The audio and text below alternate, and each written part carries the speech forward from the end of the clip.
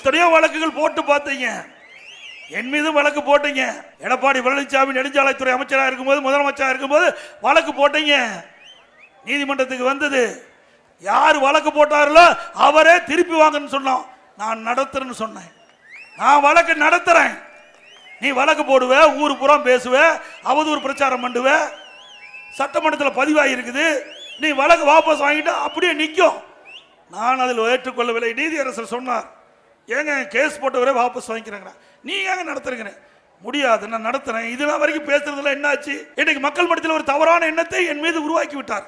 அதை போக்குவது என்னுடைய கடமை என்று நான் முதலமைச்சர் இருந்த காலத்திலும் சரி, அதுக்கு பிறகும் சரி, நீதிமன்றத்திலே நான் நிரபராதி என்று நிரூபித்து உங்கள் வந்து நிற்கிறேன். நிரூபித்து உங்கள் வந்து நிற்கிறேன். நீ அப்படி ஏதாவது சொல்லு பார்க்கலாம். உங்களுடைய அமைச்சர் மீது பல வழக்கு வாய்தா மேல வாய்தா வாங்கிட்டு இருக்காங்க. வாய்தா மேல வாய்தா வாங்கிட்டு இருக்காங்க.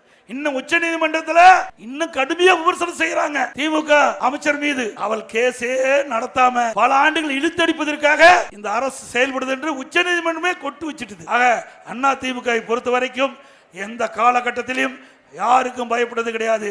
ஒன்றே ஒன்று, மக்களுக்கு தான் தலை வணங்குவோம் அண்ணா திமுக.